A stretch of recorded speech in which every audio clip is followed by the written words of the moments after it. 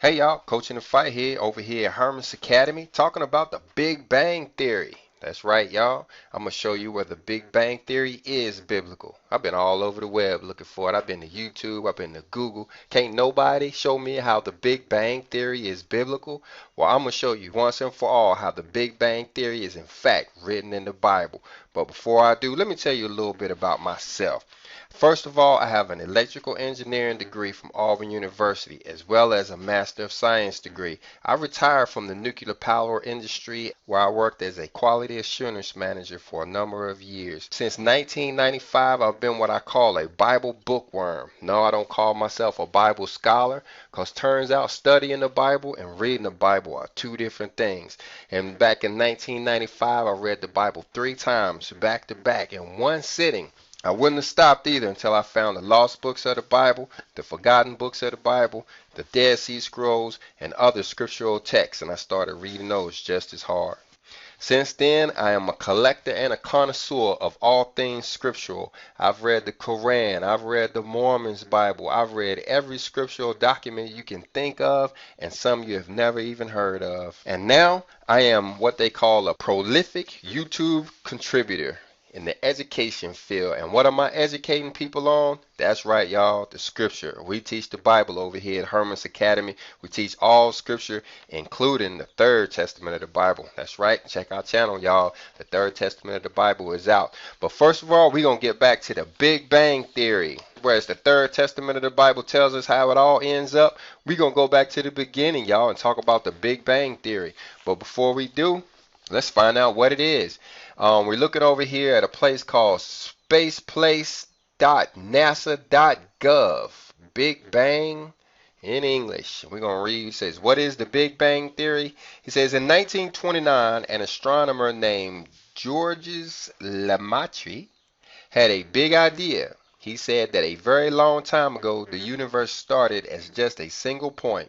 He said the universe stretched and expanded to get as big as it is now, and that it could keep on stretching. Yep, guys, they believe that the universe, as large as this universe is supposed to be infinitesimally big, was all in one small point. Well, I shouldn't say the word small, but it says it's one single point, meaning everything was compiled into one ball or one group or something. Seems like right there it says a single point. Well, let's see what else it says over here at NASA. It says a tiny hot beginning. When the universe began, it was just hot. Tiny particles mixed with light and energy. It was nothing like what we see now. As everything expanded and took up more space, it cooled down. The tiny particles grouped together. They formed atoms. Then those atoms grouped together. Over lots of time, atoms came together to form stars and galaxies. The first stars created bigger atoms and groups of atoms called molecules. That led to more stars being born. At the same time, galaxies were crashing and grouping together as new stars were being born and dying. These things like asteroids, comets, and planets and black holes form. Yep, guys, that's what they told us there at Auburn University. That's exactly how they told us that the universe was created. Said it was all at one spot, and then all of a sudden it exploded. They said it was a big bang and that it exploded. Let's see, a super long time ago. He says, how long did all of this take? Well, we now know that the universe is 13 billion years old, and 13 billion, that's a very long time. All right, so this is what we have over here at NASA talking about the Big Bang Theory. All right, so what we're going to do is we want to see if it's biblical, right? So let's go over here. Well, of course, we got to go over to Genesis chapter 1, right? And what does it say? It says, in the beginning, God created the heavens and the earth. And the earth was without form and void. And darkness was upon the face of the deep. And the Spirit of God moved upon the face of the waters. And God said, let there be light. And there was light. Uh-oh. I don't see no Big Bang over here. Do you? Let's read verse 4. It says, and God saw the light, that it was good, and God divided the light from the darkness. And God called the light day, and the darkness he called night. And the evening and the morning were the first day. No, guys, there is no Big Bang Theory there, or is it? or is it? Now, what we have to ask is this complete? Is the Bible complete? Is what we read here all of the story? Is Genesis chapter 1 the only thing we have to go on when it comes to the Big Bang and how this world was created? I don't think so, guys. But before we get into our biblical proof that it is a biblical thing, let me show you a couple of things. Over here at a website called Eurystayuk.com, whatever, there are 22 books referencing the Bible that most people have never heard of. Right? Even folks that's read the Bible and read it through without stopping and paying close attention to what they was reading would have went right past some of these 22 books that are in the Bible. Right? Like the book of the Wars of the Lord, found there in Numbers 21. What about the book of Jasher? You hear about that in Joshua, and you hear about that over in Samuel, in 2 Samuel. But where is it? It's not listed in our book. The manner of the kingdom, the acts of Solomon, Chronicles of the kings of Israel, Chronicles of the kings of Judah, books of the kings of Israel. Where are all of these books? What all of these books are talking about? Book of Nahum the prophet and the book of Gad the seer. We've never heard of any of these books in our King James version, in those 66 books. I wonder why, right? Well, let's go over here and look at this right here. This is over here on Google, and I typed in the word, when was the Bible canonized? Right? And what this is talking about is how our Bible was canonized. You have to do a study on where our 66 books come from before you realize those 66 books aren't all there is to it. That is not the whole story. If you look at the story of what happened and how we ended up with these 66 books, it goes back to Catholicism. Right? That's right. The Catholic Church, the Pope. The Pope decided which 66 books we will keep in the Bible. Now, there's some that'll argue that. They will argue how he was just overseer. He was the chairman of this big council meeting, and all of these other people, were there who actually decided what books would be part of the canon. But, hey, the Pope was in charge, and we know he didn't mind killing people, so they did what he said. They picked the books that he liked. Whether you attribute it to the Pope or whether you attribute it to somebody else, one thing you have to understand is that some books were left out. That's right. When they were picking the canon, when they were picking the 66 books that they were going to include in our Bible, they left out more than probably 100 books, other books that they decided weren't biblical and that they weren't going to keep in the Bible. This is the Catholic Church we're talking about, way back in about the 5th century, Council of Nicaea or something like that, where these people decided which books we were going to believe were biblical. So in other words, it's not the whole story. Genesis is not the whole story. Whoa, you don't believe me yet? Well, come over here to what is actually included in your Bible, and that's Colossians. The book of Colossians is in your New Testament there, right? And if you go to the New Testament and look at the book of Colossians in the 4th chapter in the 16th verse, look what it says. And when this epistle is read among you, cause it to be read also in the church of the Laodiceans, and that ye likewise read the epistle from Laodicea. So where is the epistle of Laodicea? It's not part of our canon. It's not in this book at all. Where is it? Right? Well, in order to find it, you have to jump over to the lost books of the Bible, right? These are books that they left out. They decided they weren't going to keep in the Bible. And you can see all of the titles here. Well, not all of them, but you can see a lot of the titles there. And over here in the lost books of the Bible, look, what do you see? The epistle of Paul, the apostle to the Laodiceans. Yep, this is another book from Paul that you never heard about. It was to the church of Laodicea. And watch what happens when we click on it. All right, looks like it's, I'm going to slow down in case you want to actually read what this book says, but you can see the link up there if you want to go get it. But you can, if you look down in this book, it's only one chapter long. And if you look at the last verse in this book, look what it says. Cause this epistle to be read to the Colossians, and the epistle of the Colossians to be read among you. These are Paul's words. So the Pope decided he was going to overrule Paul. Paul wrote this and expected it to be read in the churches. But you know what? The Catholic Church said, you know what?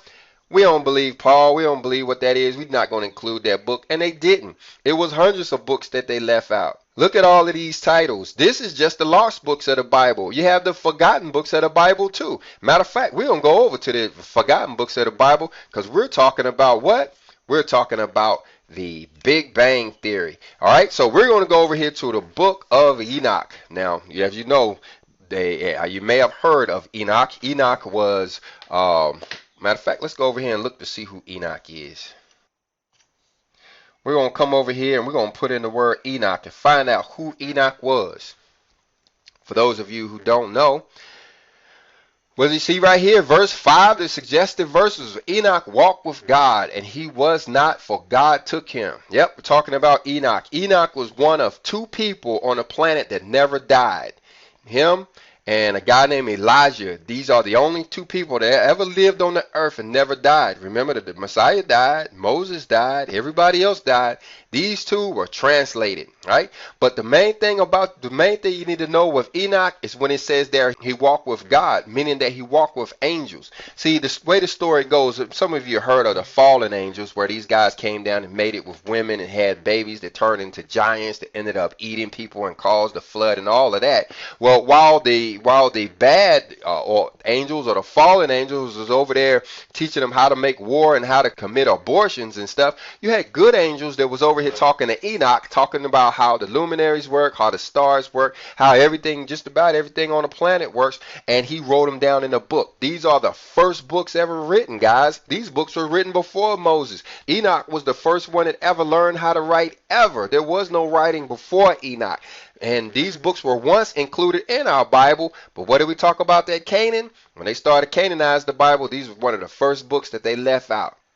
But when we come over to this website right here called sacredtext.com and look at what's called the Apocrypha, we see all kinds of hidden books, right? You got the book of Adam and Eve in here. These are books from these are the forgotten books of Eden. You have a bunch of leaks in here, guys, to a bunch of additional books. If you haven't heard that the 66 books of the Bible are not all there is to it, jump over here to sacredtext.com. You can read all you want. There's the book of Jubilees.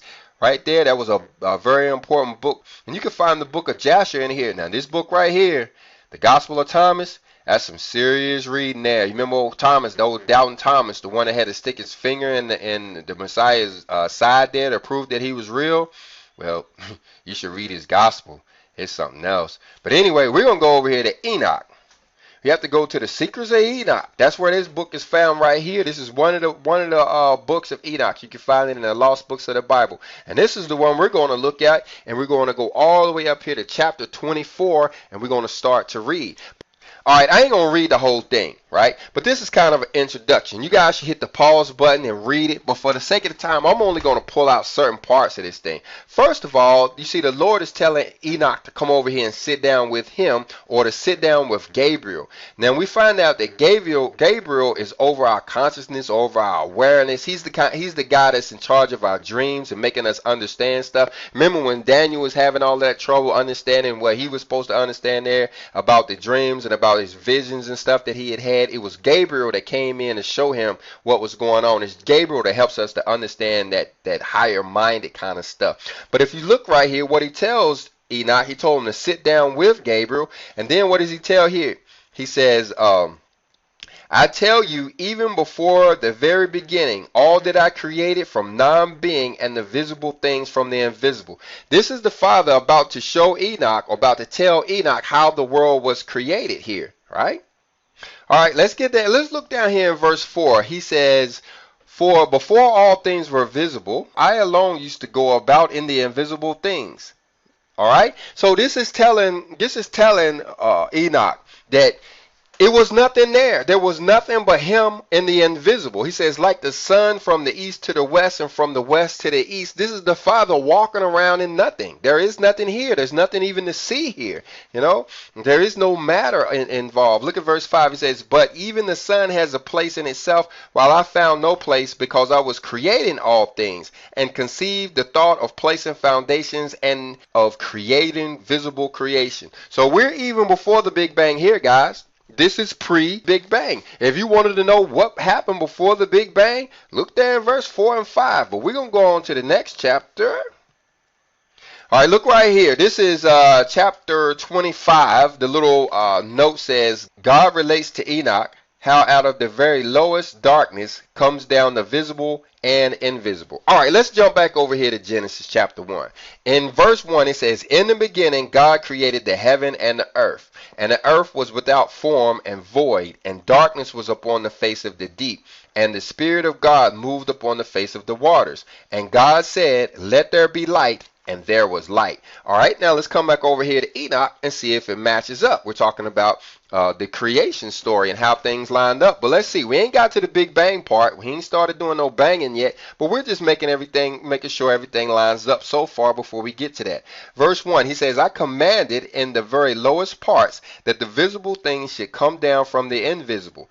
And Adol came down very great, and I beheld him. And lo, he had a belly of great light.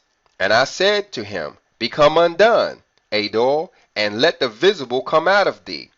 And he came undone, and a great light came out.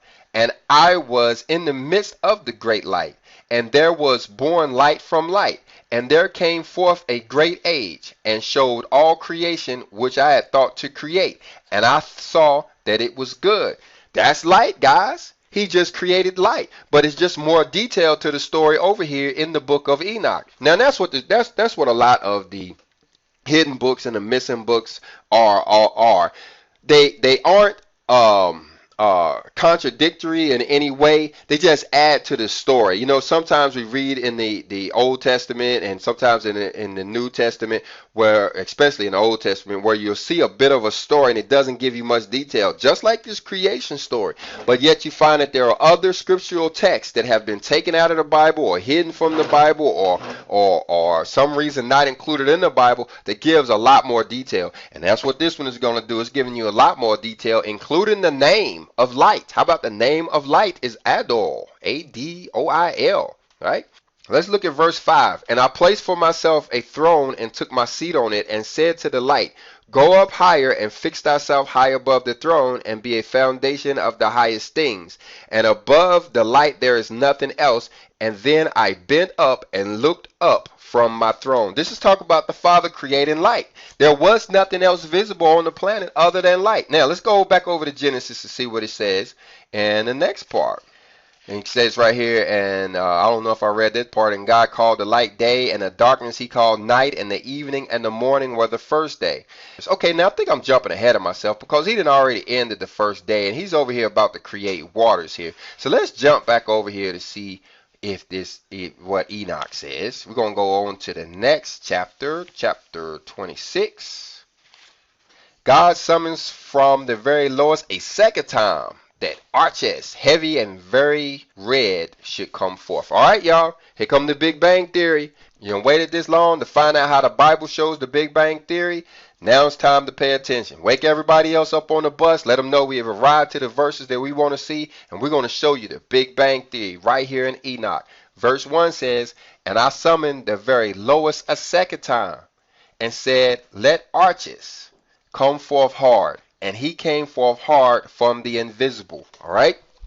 Now, remember, the only thing visible now is light and the Father's throne. Remember, he created himself a throne to sit under the light. But there is nothing else visible. But now he's calling this individual Arches to come forth hard from the invisible. Right. So close your eyes for a moment and imagine nothing there. And the Father, the creator of all things, telling this being to become visible, to make himself visible. And what does he say in verse 2? And arches came forth, hard, heavy, and very red. Meaning this thing just appeared out of nothing, right? This big thing, I ain't going to say big, but this thing came forth out of nothing. It says it was heavy and hard. Now, just jumping ahead of myself, get the spoiler alert a little bit. This is your singularity right here, guys. This is the single element. This arches. You want to give the name for singularity? A-R-C-H-A-S. Arches, right? Look at verse 3. It says, and I said, be opened, arches, and let there be born from thee. And he came undone. And age came forth, very great and very dark, bearing the creation of all lower things. And I saw that it was good, and said to him, go thou down below, and make thyself firm, and be for a foundation for the lower things. And it happened, and he went down and fixed himself, and became the foundation for the lower things, and below the darkness there is nothing else. Boom, y'all. There go your Big Bang Theory. That's the Big Bang Theory. You see this? When a father says come undone, could you imagine what would happen to you if he told you to become undone? You would explode too, right? This is the Big Bang Theory. This is Arches, though. This is the biggest, most heaviest creature ever created to this point. And the father told him to become undone. And there is your Big Bang. Hermas Academy. Power, patience, continence, and faith. We teach virtue.